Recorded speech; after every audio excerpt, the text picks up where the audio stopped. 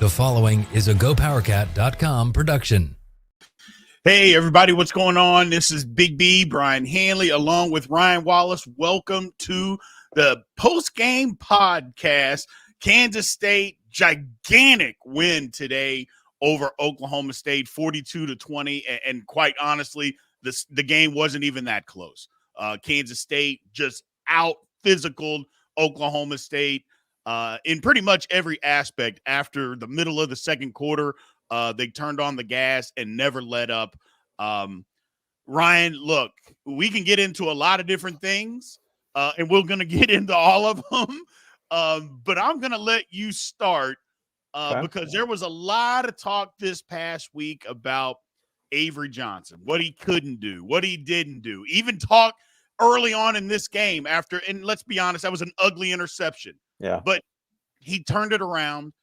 He responded, which is exactly what he didn't do last week.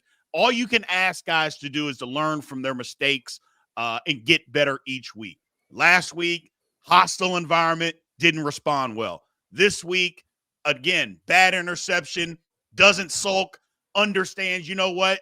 The game's not over. We got to keep playing. Couldn't be more proud of him and the team because, again, exactly what they didn't do last week, which was why I was so disappointed. It wasn't how they played or anything. It was just that they just didn't fight. They didn't fight back last week. They did that today. The body language for him, I think, is something that maybe we don't talk enough about. You mentioned it, like even at times earlier before today where there's been a turnover or something's gone wrong, for a sophomore to kind of carry himself that way is really, really encouraging. Because I think it'd be easy for young guys. I mean, I cover high school, Brian. I see it all the time of guys that get down and like it permeates down that sideline. Oh, yeah. So again, yeah, for him to, I'll start with that, for him to be able to just keep his head up and again, respond today much better than we've seen kind of he and the team respond at least last Saturday. But there have been a couple other times maybe where the response just hasn't been as good as it was today. The going back to the interception, we can start there with Avery. You're right. I mean, it wasn't a good pass. And I think, on Twitter, I mentioned that, the pressure that was coming in his face didn't help. That was not me making an excuse for Avery. He did have time. But the inconsistencies with the blocking, I think still kind of throw him off rhythm. Right. And that's why I thought this was a masterclass today by Connor Riley of, am I still here, Brian? Huh. Can you hear me? I can hear you just fine. I don't know who came in. N.E. Let's just get him out of there. N.E. Get out of here, N.E. I thought it was a masterclass by Connor Riley of being able to, again, kind of go with that tempo early on that first series and, just work Avery Johnson into a rhythm a little bit. And then from there, everything expanded, Brian. I thought that first drive, it was a lot of stuff kind of over the middle, medium depth, kind of 5 to 10. And then, sprinkle in a little bit more of that run. And then when Oklahoma State started to say, okay, they're going to just kill us underneath, that's when they unleashed Avery Johnson over the top. And that's when you see the touch that he can have. I think there's some footwork things that he still probably needs to work on, especially, again, those moments when he's under pressure a little bit. I think you can kind of see him hurry some things a little bit in his mechanics.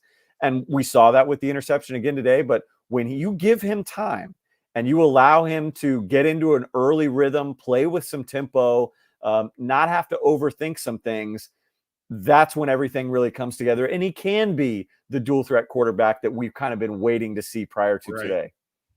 You know what? I thought the best throw that he had was in the fourth quarter. I think it was the fourth quarter when it was the third quarter. He's rolling left and throws a strike down the side or on the sideline. I thought that was the best throw that he had all day. Yeah. Because again, it's hard to run left and throw the football, much less it's hard to run left and get your body square, much less throw a football accurately. I thought that was his best throw of the day. Look, the K-State just out-physical Oklahoma State, Ryan.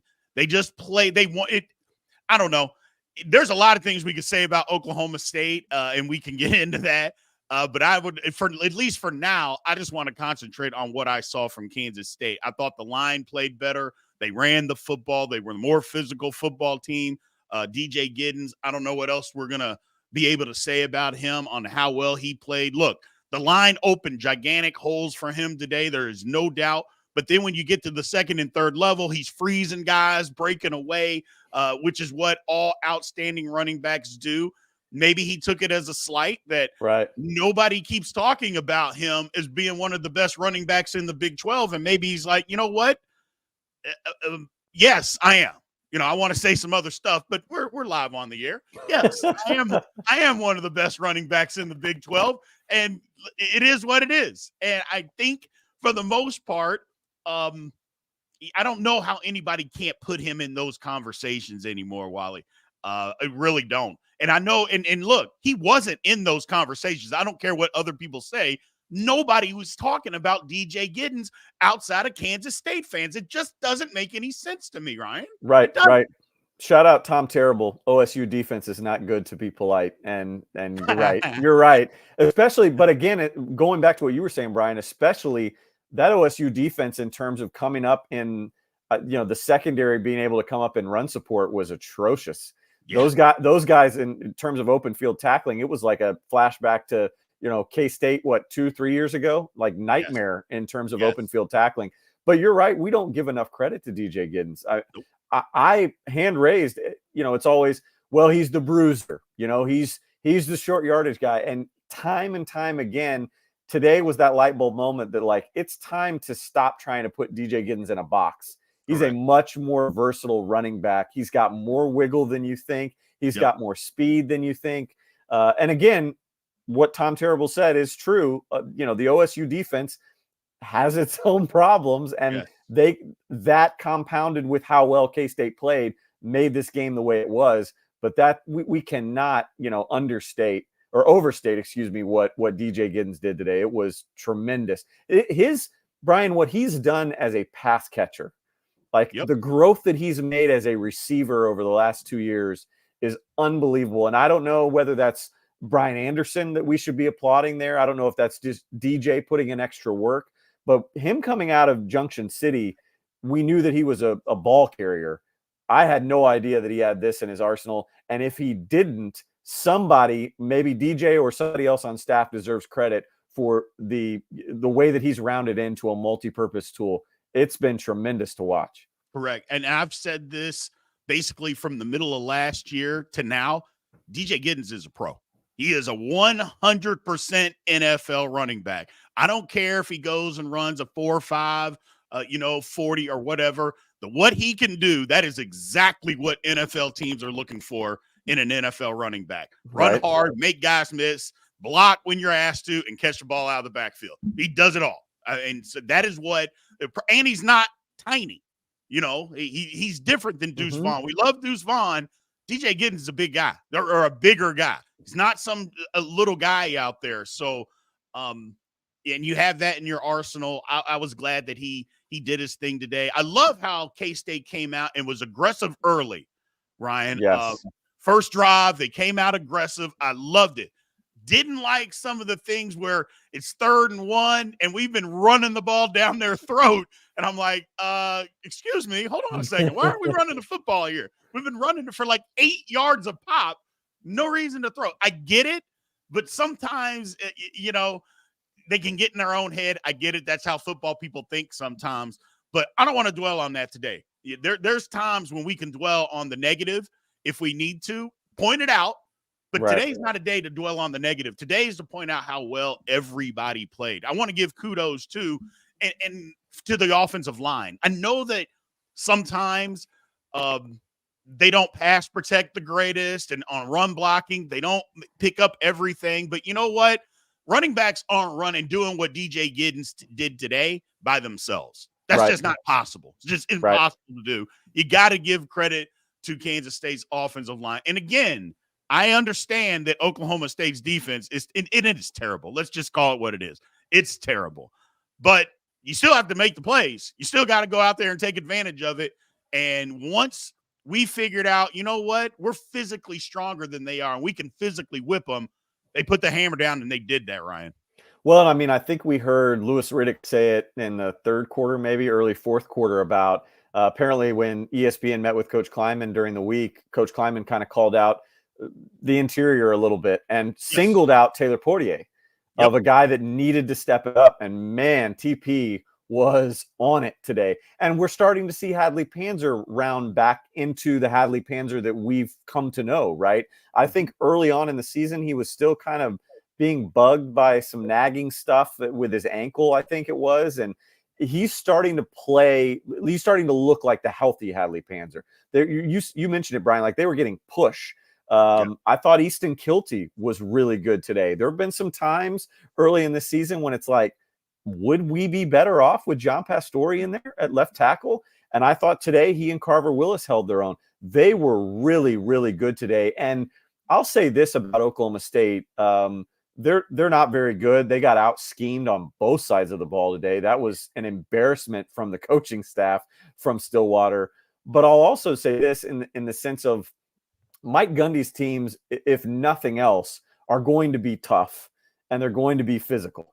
And so for K-State to come out, even if, Oklahoma State isn't put in situations that help them, and even if there are some plays when they just look lost and the missed tackles and things like that, they are going to be, I think, on average, one of your more physical teams that you're going to play in the Big 12. And so that, for me, was big. You come off BYU that we know is very, very physical. We saw it in Provo. Can K-State rebound against another physical team? And again, finally, I think we saw K-State throw its weight around a little bit. They looked really good in the trenches today on both sides of the ball. Yeah. Like I said, I thought the game was going to come down to not necessarily who wanted it more, because you can't tell me that Oklahoma State kids didn't want the game, but it does come down to physicality. That's what a lot of football is physicality. And K-State had it. Oklahoma State didn't.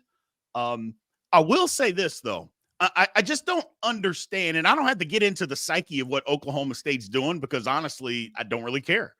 But Ollie Gordon got going today, Ryan. Yeah. He did. First quarter, he got going. And they did not go back to him the entire second quarter running the football. I have no idea what's going on. Now, don't get me wrong. K-State shut down the run. When they tried to go back to him in the third quarter, they shut it all down, and it was all downhill from there, but you weren't going to be able to do it. But for them to get off to that kind of start and basically kind of punch K-State in the mouth with the running game, Ollie Gordon was doing his thing. He was absolutely doing his thing.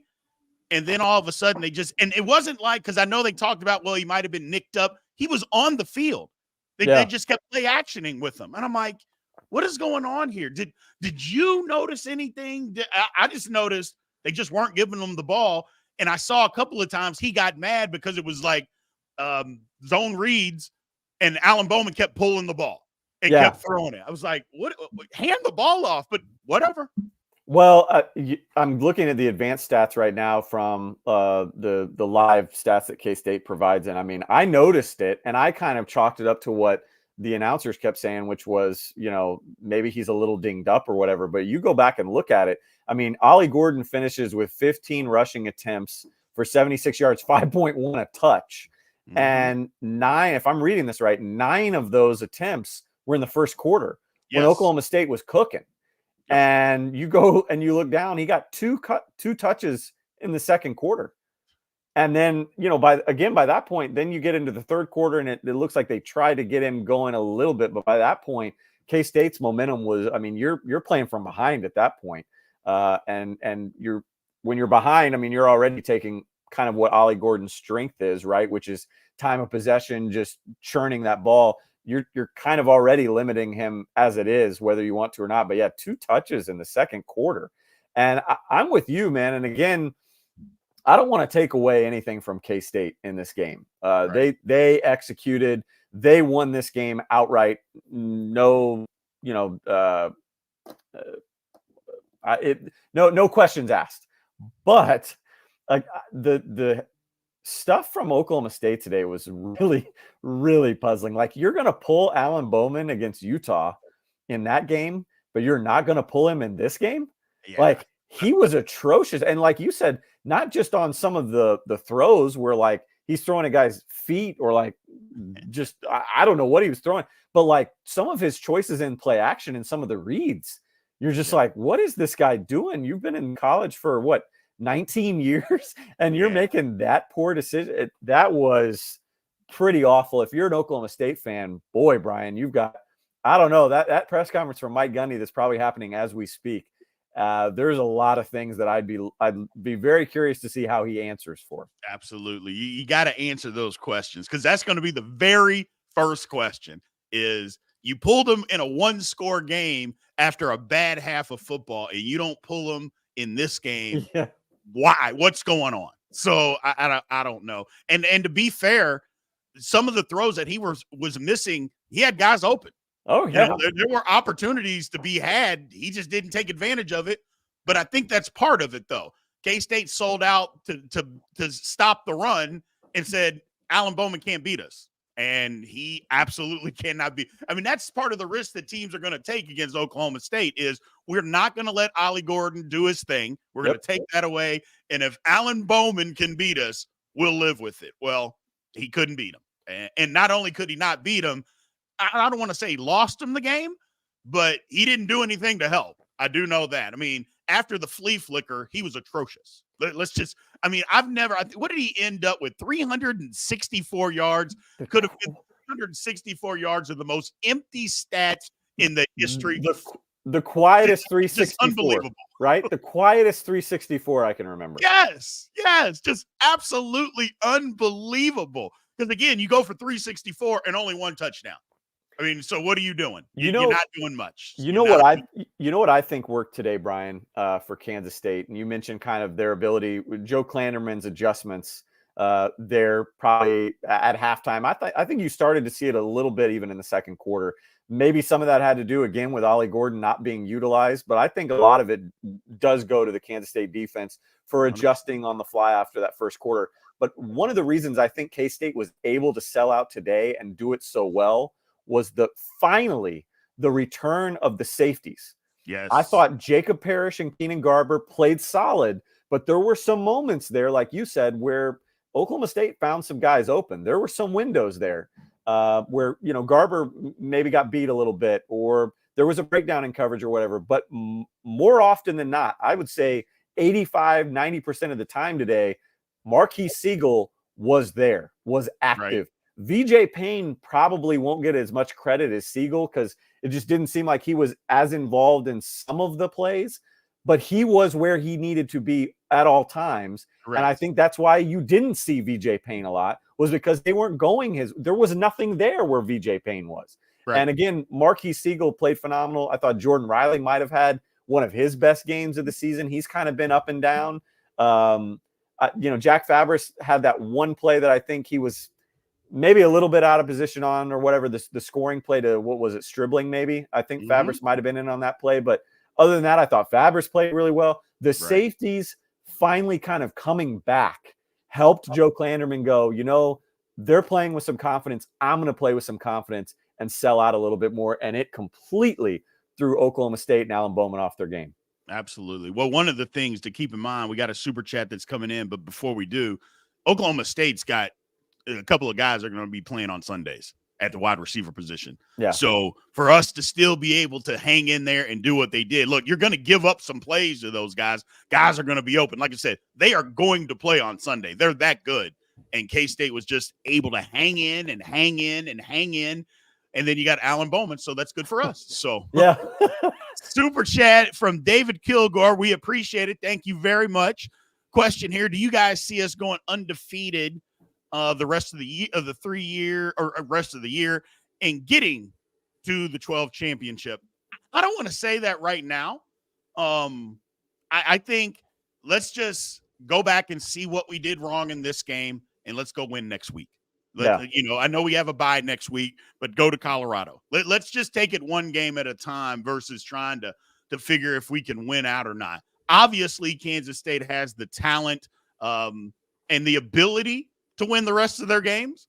But the one thing I know is we still have to go on the road And Bingo. quite frankly, we have not handled the road at all this year. I know we won at Tulane, but we had to come back to win at Tulane, and we got blown out at BYU.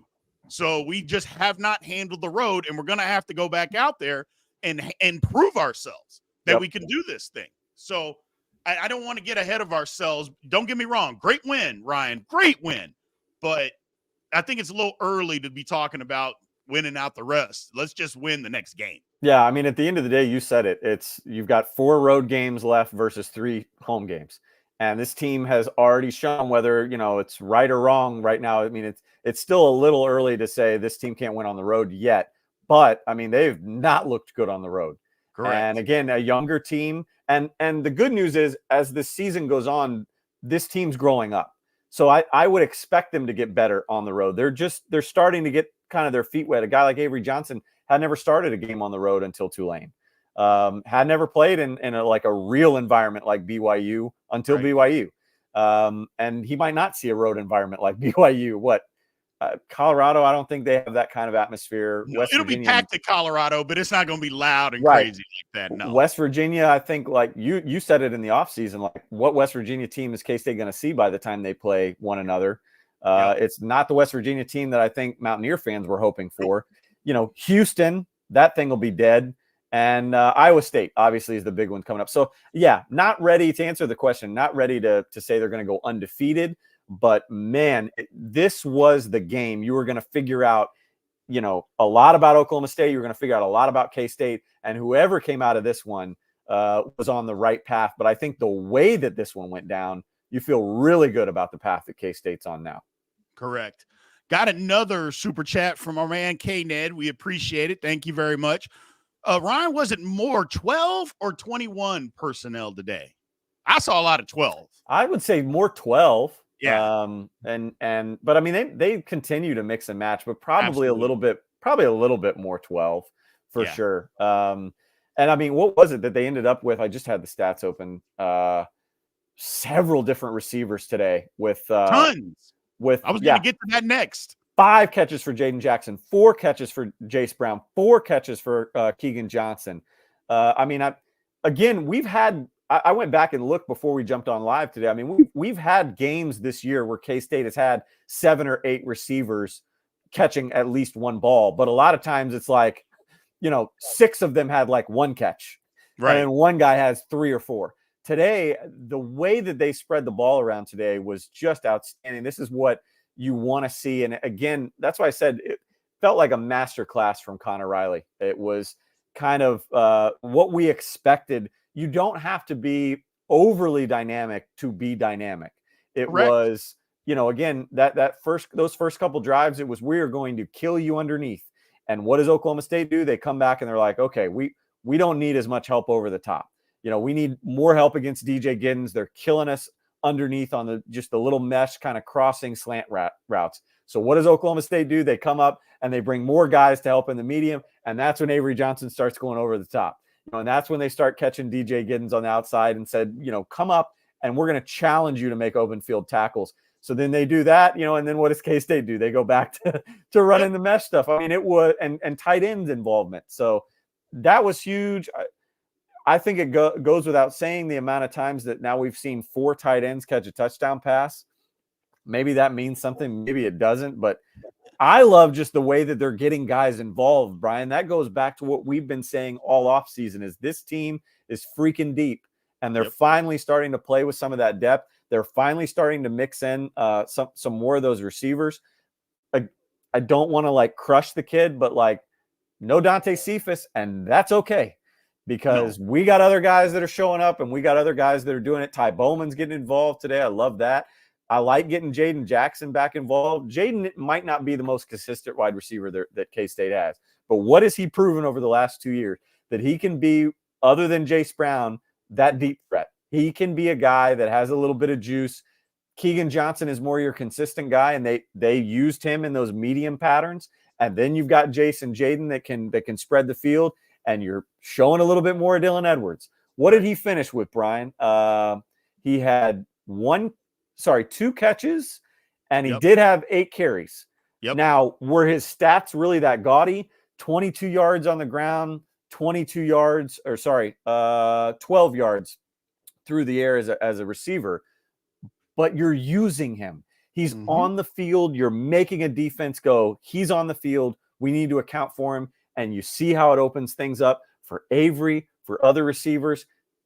Today was what we wanted to see. I mean, Arizona to me was good. I mean, that was kind of what we needed coming out of Tulane. But I thought today, Brian, might have been a better picture of what this K-State offense can be. And again, I go back to what the chat is correctly pointing out. Oklahoma State's defense maybe is not the Oklahoma State that we've gotten to know as Big 12 fans. But again, this was more what we wanted to see schematically from K-State and what they can be moving forward. Well, here's the thing, and the chat is correct, and we all know it. Oklahoma State's defense, let's just call it what it is. It's terrible. I mean, we saw that last week. Utah had a backup quarterback, and they just decided we're going to run the ball 55 times, and they ran it right down their throat, and there was nothing that Oklahoma State could do about it but stand there and just watch them do it. So we knew that they weren't good, but you still have to go make the plays. That's the thing. They're not handing you anything. You still have to go out there and make the plays. And coming off of last week, you could have said, well, K-State's got some confidence issues that they need to overcome. I would have felt because I thought K-State would win this game. I picked them to win this game. I picked them to cover because we've seen this story too many times, Ryan, on what happens after a K-State clunker. We've seen it too many times. But I wouldn't have felt as confident if the game was in Stillwater. But the game was in Manhattan, and I thought that was going to make all the difference. And we know what a K-State crowd is, especially for me. I don't know. It just seems like a K-State 11 a.m. crowd is just as rowdy as a K-State 7 p.m. crowd. Right. It's just, some schools that, it takes them all day to get all lathered up. Not a K-State. We'll get lathered up at 6 o'clock. Make the game at 6 a.m. We'll be ready to go. You're cracking tabs. K-State so much. You're cracking tabs at sunup in Manhattan. Yeah, man. Yeah, absolutely. Absolutely. We're going to be ready to go. It doesn't matter what time the game is, man. Just tell us the time. We'll show up ready. And I knew that was going to happen again today. But K-State did everything that they needed to do. You talked about the wide receivers. I want to give them some more kudos again, Ryan, because how many times have we talked bad about the wide receiving core through the years, over the last 4 or 5 years? Well, when they play good, then daggone it, we got to say they played good. And today they did. Give them their credit because they came through and we needed them to come through, and this is what their capabilities are. It's not that we think that they're not any good. It's just maybe they haven't been put in a position to succeed, or when they are given an opportunity, maybe they're not taking advantage of it. Well, today they did. They absolutely did. And did it when we needed it. They helped their quarterback because that was almost an overthrow by Avery on the Jace Brown touchdown. Yes, almost an overthrow. That was an outstanding catch it was basically a fingertip catch, and he was able to stay on his feet and score a touchdown. Not a lot of people on this earth are able to do that. It's just a fact. So I want to be able to give those guys their due. Like I said, nobody had 15 catches or anything like that, but that's not what a Kansas State offense is ever going to be. They're always going to spread it around like this. That's what makes it so efficient, is because you don't know who can hurt you. Or I should say, who can, you just don't know who the ball is going to go to because we have so many guys that can hurt you, Ryan. Yeah, I mean, I think it goes without saying that, I'm going to make a point again about the scheme, but I don't want to take away what the wide receivers were able to do because they hauled in. You mentioned the Jace Brown catch. It wasn't a bad throw by Avery, but it wasn't where it needed to be. And Jace Brown's adjustment to that ball for that touchdown was unreal. I mean, that's hard running full speed. And he had a guy right there, and just the way that he had to kind of contort his body, he made it look a lot easier than it was. Jaden Jackson, I think, had a catch. I'm trying to remember when it was that I was like, okay, Jaden, like that's a catch. That's an NFL-like catch. And again, not every throw was perfect, and they didn't catch everything. There were a couple times that they didn't catch it when maybe a shoulder pad got pushed down. But the zebras aren't going to see everything. Here's Here's what I noticed, though, too, kind of in the culmination of everything, as I start to look through the numbers, that leads me to believe, again, not only did the wide receivers play really well, they got to catch the balls. That's number one. But number two, they were put in much better positions today, because look at the yards after catch today, Brian. Yeah. Jaden Jackson, 17 yards after catch. Jace Brown, 25 yards after catch. Keegan Johnson, 29 of his 52 yards after the catch. Dylan Edwards, 15. DJ Giddens, 21. Ty Bowman, 11. 11 of Ty Bowman's 19 was after he caught the ball. That tells you that they're in maybe it's poor defense from Oklahoma State. We'll put a little bit on the Pokes for allowing the yards after catch. But that means they're put in positions where there's open space. There's open field, because maybe outside of Jace Brown, maybe Jaden Jackson, Dylan Edwards, very few of those guys, I would say, are able to create a lot of yak. They're good, but they're not guys that are elite speed, elite shiftiness. I mean, typically K-State's wide receivers, the yards after catch just aren't much. They basically make the right route, they catch the ball, couple yards, they're down. Today, that wasn't the case, and I think a lot of that goes to the scheme. Nope, I totally agree with you, and you have to give everybody credit for that. Another thing that we know that they were doing, you get long runs, guys are blocking downfield, Ryan. Yeah. That's another thing that the wide receivers are doing. And look, we've 300 yards rushing.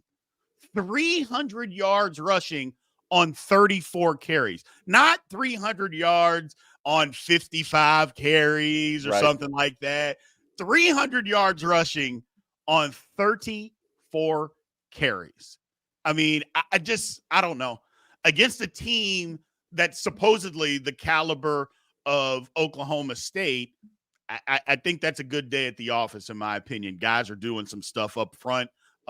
Play calling is outstanding. Guys are blocking. Everything was working for Kansas State. I want to flip it to the other side of the football and talk about the defense for a little bit. After the first drive, look, the first drive was ugly. Let's just call it what it was. Right. But they stood tall, didn't give up a touchdown. And that's kind of what you need. Hey, you get on the ropes, you get punched, but you know what? You stand up. And when you stand up, you got to punch back, and that's what they did. That was the difference. Again, when I talked about it at the opening, Ryan, is what I was so disappointed. And a lot of K-State fans were disappointed. Last week, they didn't get up off the mat. That they got knocked down, and they just stayed down. Well, the defense said, hold on a second. We got to stand up here. They're going down the field. We got to stop them. They've come out with a good game plan to get their All-American going. Well, we got to stop it. And they did. And they figured it out from there, and they just got physical back. I'll be honest. As good as the offense was, Ryan, I'm more proud of the defense, because you knew what they were going to try to do, and they continued to try to do it. Now, you can say Oklahoma State went away from it. They did. But when they tried to reestablish it, they couldn't. And that's the difference. They couldn't reestablish it like they had it going early on. K-State made the adjustments, and then that was it. So I'm really proud of the defense for standing tall and just not giving them anything that they wanted to do. Yeah, I mean, I'm looking at the drive charts today, and it again, this is where the adjustments made, not only by Joe Klanderman, but for the players themselves to execute it. What was the play? I think it was a third down call. I tweeted out. I'd have to go back and see when it happened in the game. But there was a third down call, and it reminded me of what we had seen against UT Martin in the season opener, where there was some adjustments on the fly, and you see VJ Payne coming up, and he's barking out stuff, and you see Austin Romaine like kind of thumbs up. They're all sliding this way. Jacob Parrish comes in, and they sniffed it out, but they got adjusted on their own. And I tweeted out, that is why this defense, we're holding them to such a high bar, is because they're really heady. They're really smart players on this defense that are really, really well-rounded. To see them make the errors that they've made at times at Tulane, at obviously at BYU, even at times, I think in some of the opening drives against Arizona and Oklahoma State today, they're better than that. And it all comes back to communication. And today they were on their game. But how about this, Brian? You talk about just buckling down. 29 if I'm doing the math right, so 29 of Oklahoma State's, I wish I could do the math in my head fast enough, of their total play calls today were on the first 4 drives alone. Because you start going down through the rest of the game, and there's a lot of 3 and outs, 3, 5, 4. I mean, 6. None of these, outside of the field goal attempt that they missed, that was the only double-digit drive that Oklahoma State had the entire day. Right. And a lot of their other big drives were like 7 or 8, so it wasn't anything massive. K-State did a great job of getting off the field, but also this was a strong play from the defense in the standpoint of it wasn't bend but don't break. It wasn't, Correct. Again, like we're going to have 8 or 10, series or play drives, and then we'll get off the field. They buckled down, and a lot of 3 and outs today. Correct. Against Oklahoma State. It was tremendous to watch. The linebackers played well, and let's talk about that. It wasn't just Austin Romaine and Austin Moore. Bo Palmer was in there a ton today. Asa Newsome was in there a ton today. We talked about how well the secondary played. It stings a little bit that Uso's gone, just because you don't replicate a 6'3", 330-pound guy that can move the way he does. But again, glass half full moving forward. If Uso happens to be out long term, Damian Alalio is playing unbelievably well. Yep. Travis Bates can come in and fill.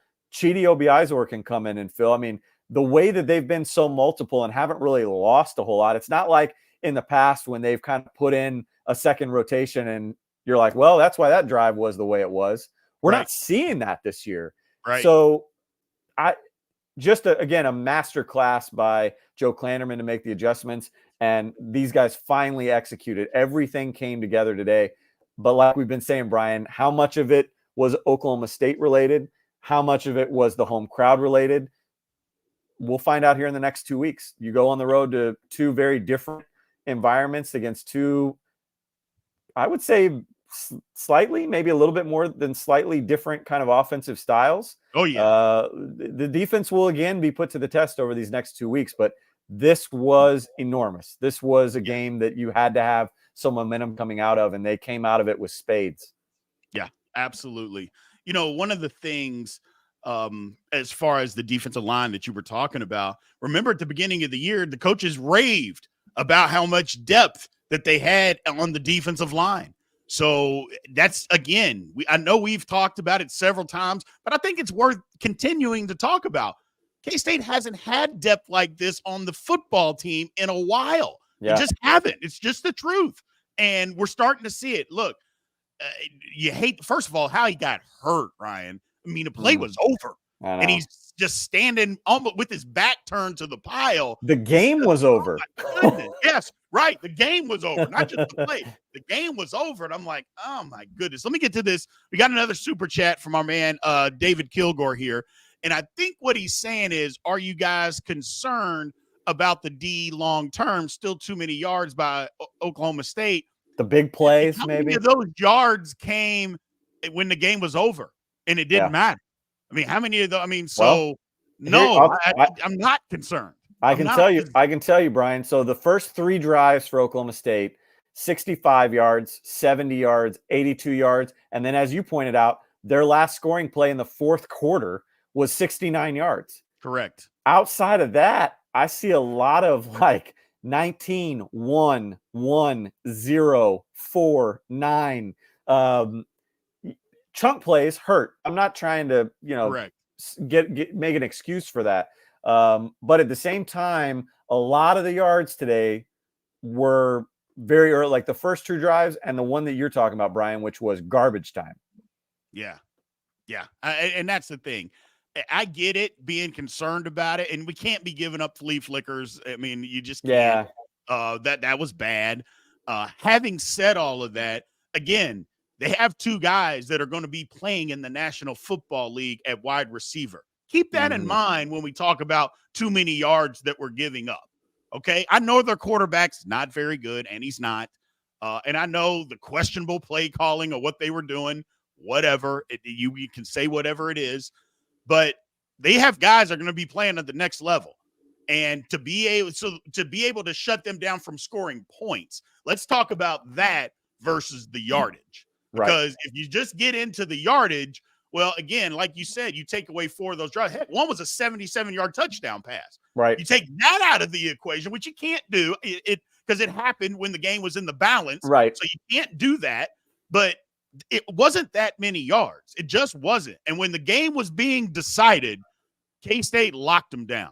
Let's just say it what it is. They locked them down and did what they needed to do to let the offense, and they kept giving the offense opportunities. And that's what all you want from your defense. Give your offense an opportunity. Give your offense another opportunity. Because there was a couple of times K-State kind of got hunkered down and they didn't get points. They didn't get or extend drives. But the defense got them the ball back. And then the defense got them the ball back again. And they kept doing that, which is the sign, I'll say it, of a really good football team, Ryan. That's what good football teams do. Well, and again, credit to our chat. We got some people that are watching games. I mean, they're not just there at the game. We're watching. Jordan Dunbar, as Bracket Cat points out, the Rice transfer, he did have a pretty good game, and we haven't seen him play the amount of snaps that he did today. Correct. So that's a positive sign moving forward. Justice James has played really well this season. In fact, I thought today one of his strong suits for K-State secondary was in run support, coming up and making open field tackles on guys, again, like you said, Stribling, Owens, Presley, proven playmakers at the Big 12 level that have a real shot at being playmakers at the NFL level.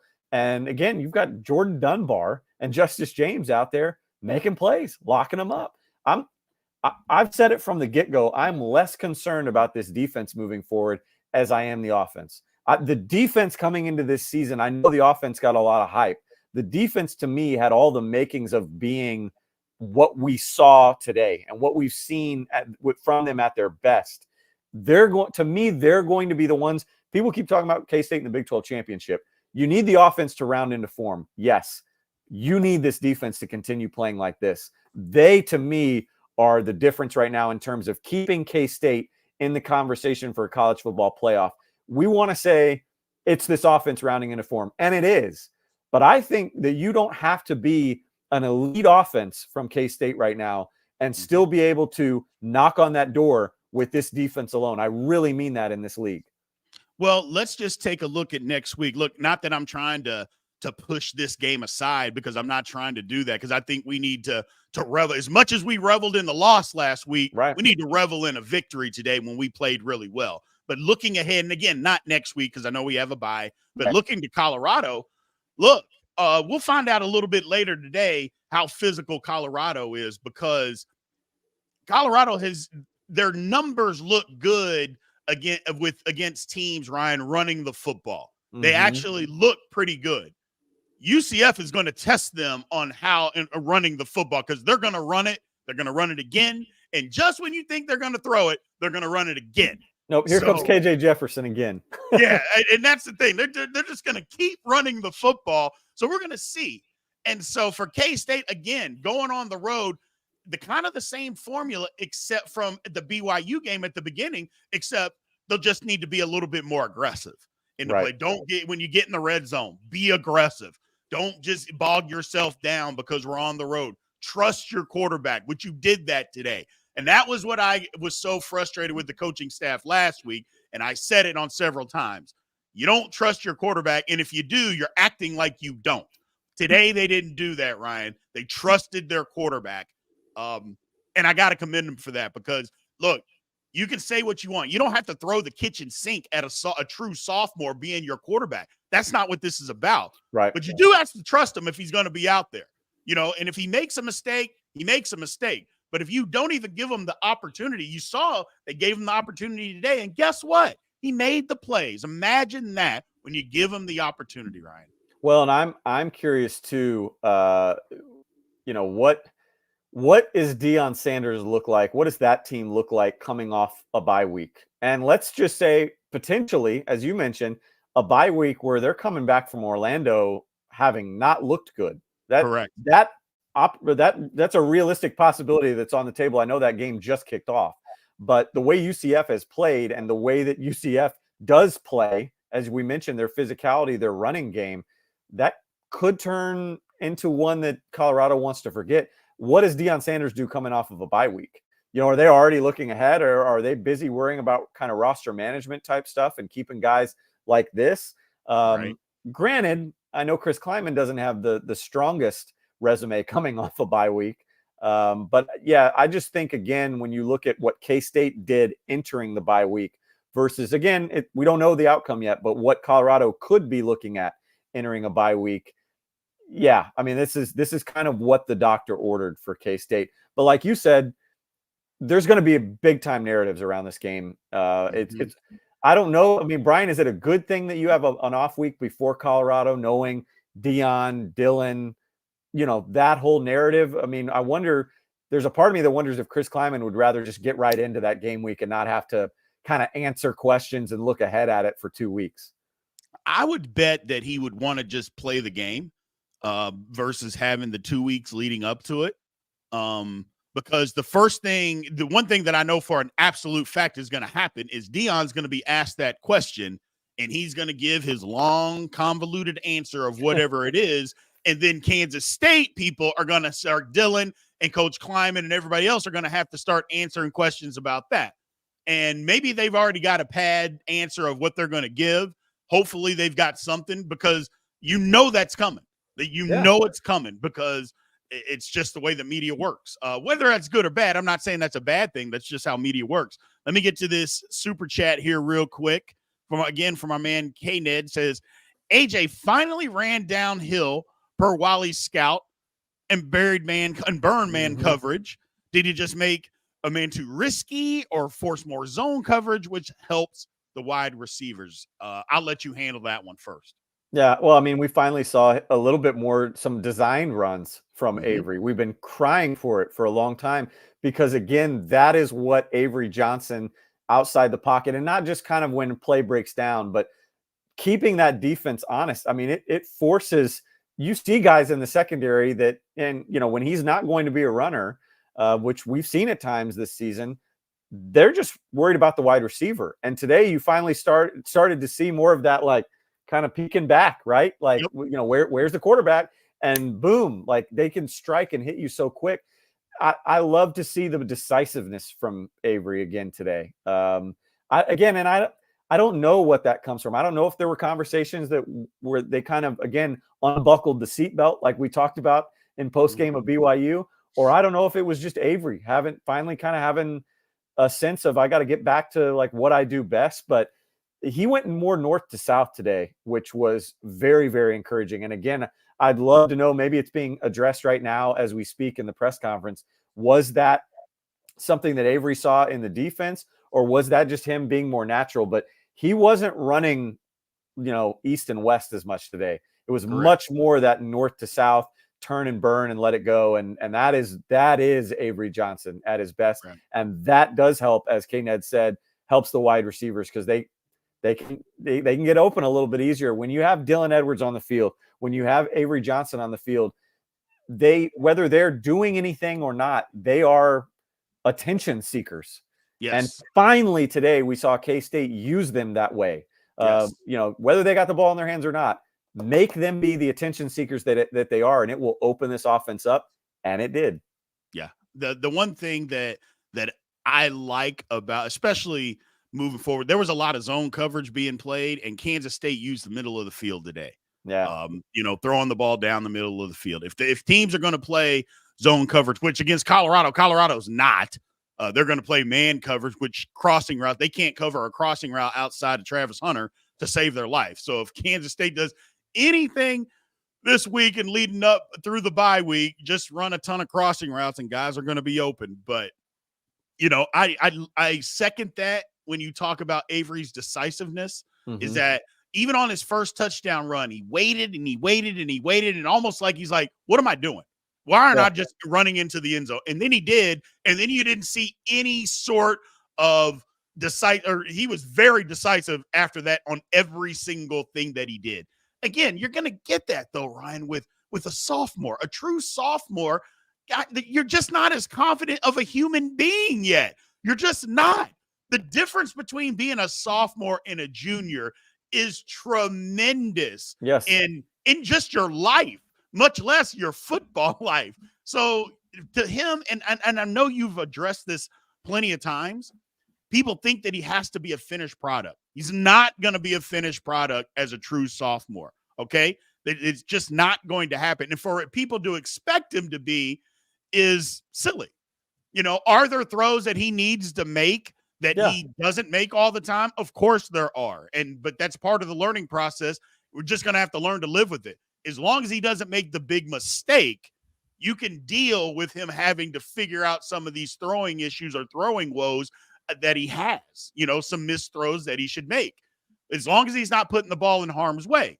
Okay, I get it. But to expect the kid to be perfect, I just don't know that that's reality.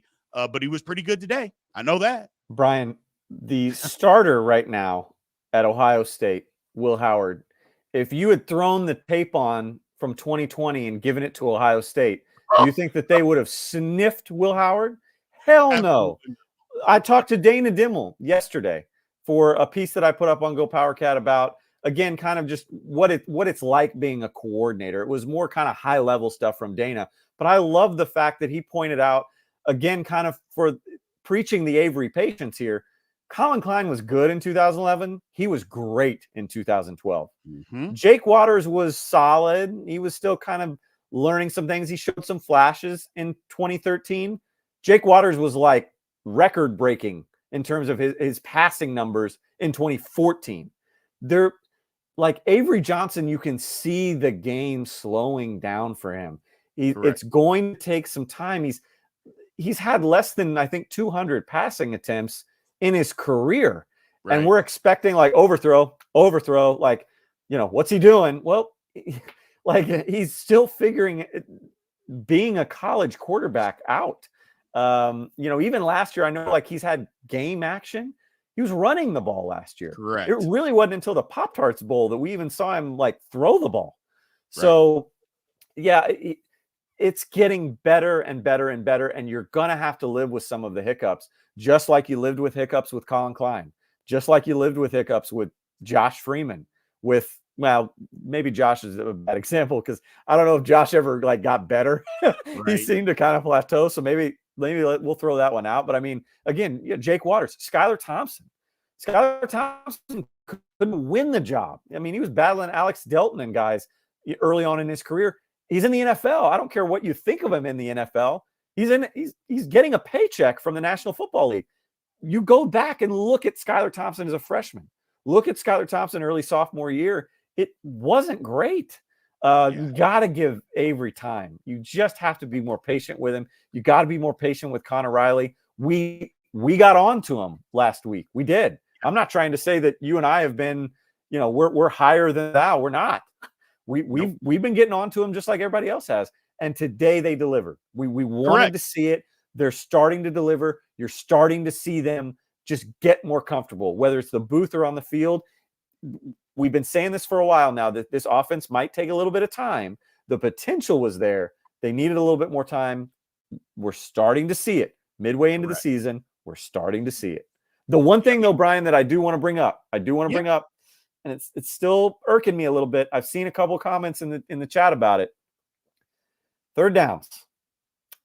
It wasn't as glaring today, but 3 of 12 was what K-State finished on third downs. Now, a couple of those, I think the call was made because they knew they were going for it on fourth.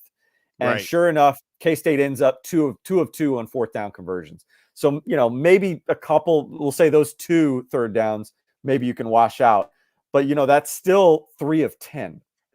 So, and again, I kind of go back in the advanced stats as I'm looking at it here. The third and longs, 0 of 2. Third and short, they were a little bit better, 2 of 6. And again, I think a couple of those third and shorts were we're going to try something knowing that we're still going to go for it on fourth down. So those were the throwaways. They've got to figure out. I don't think it's necessarily execution all the time. I think some of it is just not really knowing. They don't really have that identity yet in third down. And again, I don't know if that's maybe confidence. Those guys need to grow up a little bit. You could probably speak to that better as a former player of, if you have some guys that are a little bit younger, a little bit newer, you're still trying to figure out what you are on third down. Whereas if you've got a veteran team, you can look guys in the eye and they'll go, we want this right now. This is what we want. This is how we want to move the chains. And maybe there's some kind of unwavering that's still there, but they've got to figure out, they got to find an identity on third down. We're not asking them to be 80% third down, but there's still just some questions there in terms of how they're going about the conversions that I'm like, it's the one area on offense that doesn't seem to be progressing the way that some of the other areas are. Yeah, I think part of that is that you're right. We got to find out who we want to be on third down, but we got to get more consistent. I think this probably goes to what you're saying. We got to be more consistent on down and distance on what we're trying to do on third down. You know, you get in 3rd and 3 situation from your own 30-yard line, you're probably wanting to throw the football because you're not going to go for it on 4th down. Right. Where in other situations, say it's on the plus, 42, maybe you do run the football. Well, it just, I know we're trying to outthink everybody, but sometimes you don't have to outthink everybody, especially when you got a team on the ropes. Just do what you do and let them adjust to what you're doing. Make them stop you. You don't want to stop yourself. And it seems like sometimes, Ryan, we get in the way with stopping ourselves in those situations. Just don't overthink it. And I think we even got caught up in that a little bit early in the game. We're thinking this, we're thinking that. Oh, no, we can just run the ball and they can't stop us. Let's just go back to that. One point that I want to make, you mentioned this, and I think it's very relevant. You're talking about Avery Johnson. And you're talking about all the quarterbacks that struggled. Think back, and I know this is a long time ago, but think back to 1997. Obviously, I have a good memory of that. Think about how Michael Bishop. Now, everybody remembers the Fiesta Bowl, but before the Fiesta Bowl, how good of a passer, was Michael Bishop. He had a strong arm, had a cannon, could throw it the length of the field, but he wasn't very accurate. And then think about Michael Bishop in 1998, how accurate he was in knowing exactly what to do. Just think about that for a second before we just kill Avery for not being the greatest passer of the football right this very second. Right. And Michael Bishop was a senior at that time when he got better from his junior to senior year, not freshman to sophomore year. Right. So I understand we want everybody to be great and we want to win every game, but sometimes, and I'm just as guilty as anybody because I want my team to win. I don't care. I just want to win. That's it. No questions asked. I just want to win. But sometimes take a step back, take a deep breath. It will get better. And we're seeing it get better. Look, all you can ask, Ryan, is for guys to get better. We saw what it looked like at BYU. It didn't look good. Mm-hmm. It did look good today. Now, is it going to look this good every single week? I'm going to guess probably not. But it doesn't mean we have to go back to what it looked like at BYU. And as long as you don't take those kinds of steps back, then you're fine. You got to find out a way to be consistent. And it'll be challenging, but doesn't mean it's not possible. And again, when the talent is there, that's the first thing. If the talent wasn't there, then we could all be up in arms and like, oh my God, this is never going to get better. It stinks. And what the hell's going on here? That's not the case. We know that the talent is absolutely there.